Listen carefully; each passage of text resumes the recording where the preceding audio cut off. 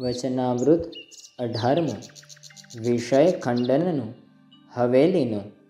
સ્વામિનારાયણ હરે. સ્વામિનારાયણ હરે. સંવત 1876 માગશર વદી છઠને દિવસ રાત્રિ પાછલી પહોર બાકી હતી ત્યારે સ્વામી શ્રી સહજાનંદજી મહારાજ શ્રી ગઢડા મધ્યે દાદા ખાચરના દરબારમાં આથમણે બારણે ઓરડાની ઓસરીને આગળ ફળિયામાં ઢોલિયા ઉપર વિરાજ્યા હતા અને સર્વ શ્વેત વસ્ત્ર ધારણ કર્યા હતા. પછી પરમહંસ તથા સત્સંગીને તેડાવ્યા ને ઘણી વાર સુધી તો પોતે વિચારી રહ્યા અને પછી બોલ્યા જે, એક વાત કહું તે સાંભળો. એમ કહીને શ્રીજી મહારાજ બોલ્યા જે, મારા મનમાં તો એમ થાય છે જે વાત ન કહું, પણ તમે અમારા છો માટે જાણીએ છીએ જે કહીએ જ. અને આ વાત છે તેને સમજીને તે જ પ્રમાણે વર્તે તે જ મુક્ત થાય છે.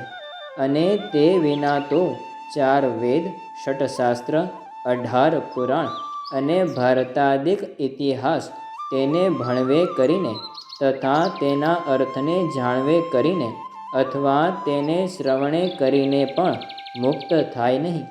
તે વાત કહીએ તે સાંભળો જે. બહાર તો ગમે તેટલી ઉપાધિ હોય, પણ તેનો જો મનમાં સંકલ્પ ન હોય તો તેનો અમારે ખરખરો નહીં.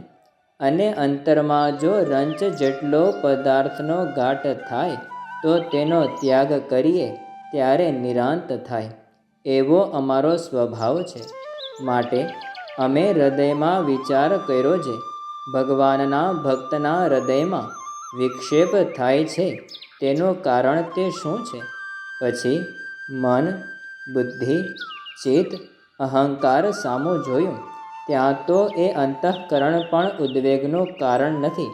અંતઃકરણમાં તો ભગવાનના સ્વરૂપના નિશ્ચયનું બળ અથવા આત્મજ્ઞાનનું બળ તેને યોગ્ય કરીને અંતઃકરણને ગાફલતા રહે છે જે ભગવાન મળ્યા છે તે હવે કાંઈ કરવું રહ્યું નથી એવું ગાફલપણું રહે છે. એટલો જ અંતઃકરણનો વાંક છે. અને ઝાઝો વાંક તો પંચ જ્ઞાન ઇન્દ્રિયોનો છે. તેની વિગત કહીએ છીએ જે એ જીવ જે નાના પ્રકારના ભોજન જમે છે તે ભોજન પ્રત્યે જુદા જુદા સ્વાદ છે અને જુદા જુદા ગુણ છે. તે ભોજનને જ્યારે જમે છે ત્યારે તે ગુણ અંતઃકરણમાં તથા શરીરમાં પ્રવર્તે છે. અને જો લીલાગર ભાંગ પીવે અને તે પ્રભુનો ભક્ત હોય તોય પણ લીલાગર ભાંગ્યને કેફે કરીને વર્તમાનની ખબર રહે નહીં અને પ્રભુના ભજનની પણ ખબર રહે નહીં.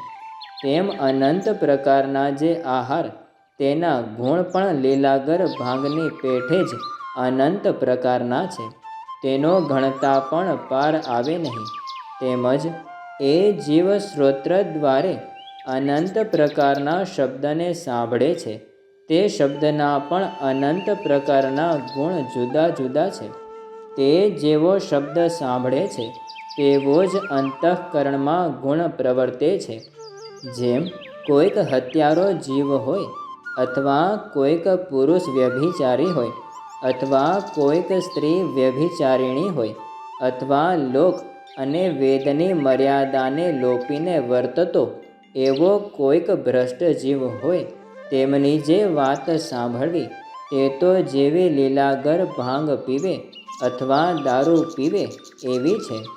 માટે તે વાતના સાંભળનારાના અંતઃકરણને ભ્રષ્ટ કરી નાખે છે અને ભગવાનનું ભજન સ્મરણ તથા વર્તમાન તેની વિસ્મૃતિ કરાવી નાખે છે. તેમજ ત્વચાના સ્પર્શ પણ અનંત પ્રકારના છે અને તેના ગુણ પણ જુદા જુદા અનંત પ્રકારના છે. તેમાં પાપી જીવનો જે સ્પર્શ તે જ ભાંગ દારૂના જેવો છે. માટે તે સ્પર્શનો કરનારો હરિભક્ત હોય તેની પણ શુદ્ધ બુદ્ધને ભૂલાડી દે છે. તેમજ રૂપ પણ અનંત પ્રકારના છે અને તેના ગુણ પણ અનંત પ્રકારના જુદા જુદા છે. તે કોઈક ભ્રષ્ટ જીવ હોય ને જો તેનું દર્શન થયું હોય તો જેમ લીલાગર ભાંગ તથા દારૂ પીધે ભૂંડું થાય છે, તેમજ તે પાપીના દર્શનના કરનારાનું પણ ભૂંડું જ થાય અને બુદ્ધિ ભ્રષ્ટ થઈ જાય છે. તેમજ ગંધ પણ અનંત પ્રકારના છે અને તેના ગુણ પણ અનંત પ્રકારના છે. તે જો પાપી જીવના હાથનું પુષ્પ અથવા ચંદન તેની જો સુગંધી લે તો જેમ લીલાઘર પીધે બુદ્ધિ ભ્રષ્ટ થાય તેમજ બુદ્ધિ ભ્રષ્ટ થાય છે. એવી રીતે જેમ ભૂંડાને યોગ્ય કરીને જીવની બુદ્ધિ ભ્રષ્ટ થાય છે, તેમજ પરમેશ્વર અથવા પરમેશ્વરના સંત તેને યોગ્ય કરીને જીવની બુદ્ધિ સારી થાય છે. અને જીવની બુદ્ધિ ભ્રષ્ટ હોય તો પણ ભગવાન અને સંતના શબ્દને સાંભળવે કરીને ઉત્તમ થાય છે. તેમજ એમને સ્પર્શે કરીને પણ મતિ ઉત્તમ થાય છે. અને વર્તમાનની આડે કરીને મોટા સંતનો સ્પર્શ ન થાય તો તેના ચરણની રજ લઈને માથે ચડાવે તેણે કરીને પવિત્ર થાય. અને તેમજ મોટા સંતને દર્શને કરીને પણ પવિત્ર થાય, પણ વર્તમાન રાખીને દર્શન કરવા. તેમજ તે મોટાની પ્રસાદી છે તેને જમવે કરીને પણ પવિત્ર થાય છે. તેમાં પણ વર્ણાશ્રમની મર્યાદા પરમેશ્વરે બાંધી છે, તે મર્યાદાને રાખીને પ્રસાદી લેવી. અને જેને ન ખપે તેને સાકરની પ્રસાદી કરાવીને પ્રસાદી લેવી.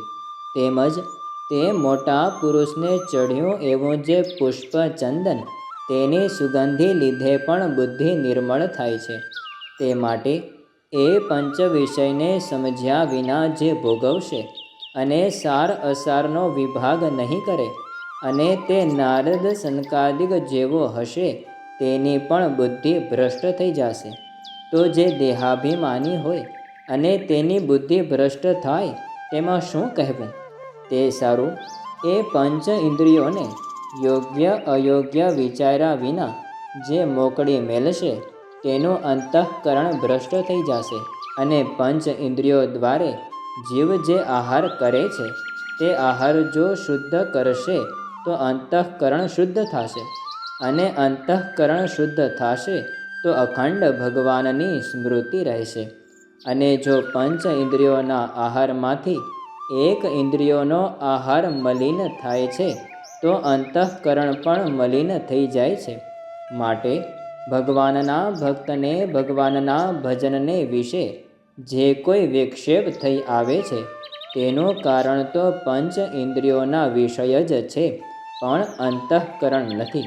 અને આ જીવ છે તે જેવી સોબત કરે છે તેવું એનું અંતઃકરણ થાય છે. તે જ્યારે એ જીવ વિષયી જીવની સભામાં બેઠો હોય અને તે જગ્યા પણ સુંદર 7 માળની હવેલી હોય, તે હવેલીને વિશે કાચના તકતા સુંદર જડ્યા હોય અને સુંદર બિછાના કર્યા હોય, તેમાં નાના પ્રકારના આભૂષણ તથા વસ્ત્રને પહેરીને વિષયી જન બેઠા હોય અને દારૂના શીશા લઈને પરસ્પર પાતા હોય અને કેટલાક તો દારૂના શીશા ભરેલા પડ્યા હોય અને વેશ્યાઓ થઈ કાર કરી રહી હોય અને નાના પ્રકારના વાજિંત્ર વાજતા હોય. તે સભામાં જઈને જે જન બેસે તે સમયે તેનું અંતઃકરણ બીજી જાતનું થઈ જાય છે. અને તૃણની ઝૂંપડી હોય ને તેમાં ફાટેલ ગોદડીવાળા પરમહંસની સભા બેઠી હોય અને ધર્મ, જ્ઞાન, વૈરાગ્ય ને ભક્તિ સહ વર્તમાન ભગવદ વાર્તા થતી હોય, તે સભામાં જઈને જે જન બેસે ત્યારે તે સમયે તેનું અંતઃકરણ બીજી રીતનું થાય છે.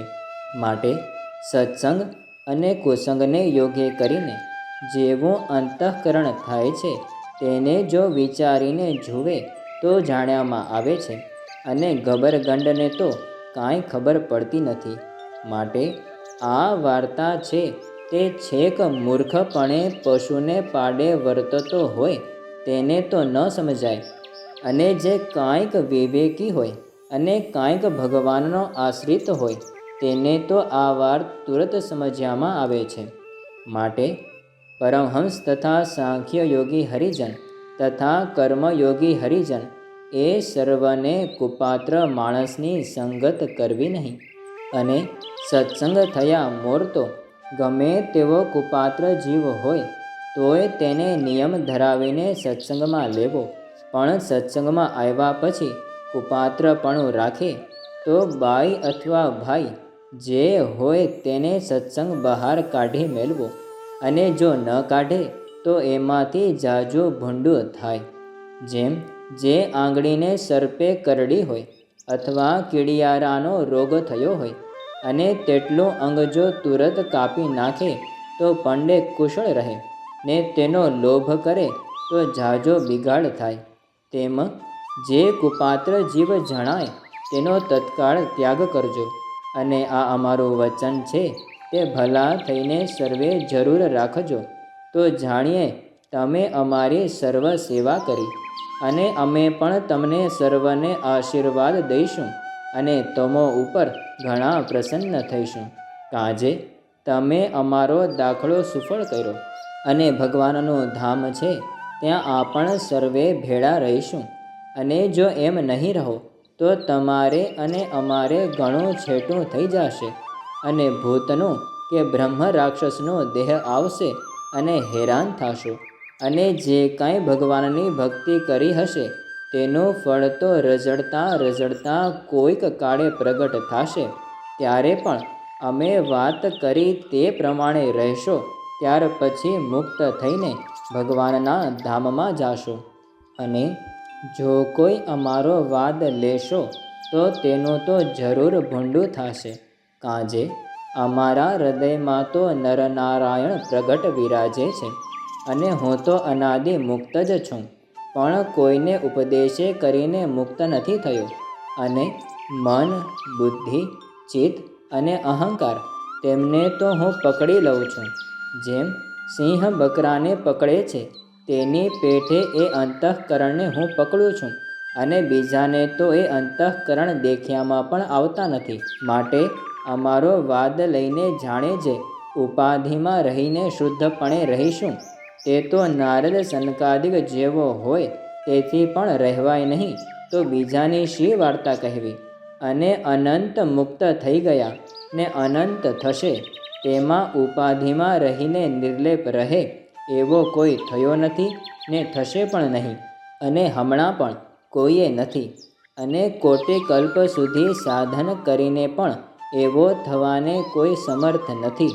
માટે અમે કહ્યું છે તે પ્રમાણે રહેશો તો રૂડું થશે.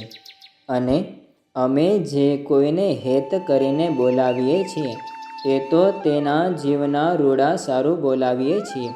અથવા કોઈને હેતે કરીને સામું જોઈએ છીએ અથવા કોઈ સારા ભોજન કરાવે છે તેને જમીએ છીએ અથવા કોઈ ઢોલિયો બિછાવી દે છે તે ઉપર બેસીએ છીએ અથવા કોઈ વસ્ત્ર આભૂષણ તથા પુષ્પના હાર ઇત્યાદિક જે પદાર્થ લાવે છે તેને અંગીકાર કરીએ છીએ.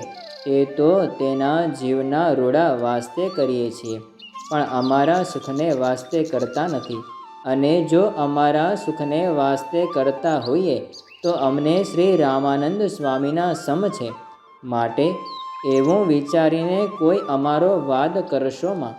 અને પંચ ઇન્દ્રિયોના આહાર છે તેને અતિશય શુદ્ધપણે કરીને રાખજો. એ વચન અમારું જરૂર માનજો. અને આ વાત તો સર્વને સમજાય એવી સુગમ છે. માટે સર્વના સમજ્યામાં તુરત આવી જશે. તે સારું સત્સંગમાં અતિશય પ્રવર્તાવજો. તેમાં અમારો ઘણો રાજીપો છે. એમ વાર્તા કરીને જય સચ્ચિદાનંદ કહીને શ્રીજી મહારાજ પોતાના ઉતારામાં પધારતા હવા. ઇતિ વચનામૃતમ ગઢડા પ્રથમ પ્રકરણનું 18મું જે તે થયું.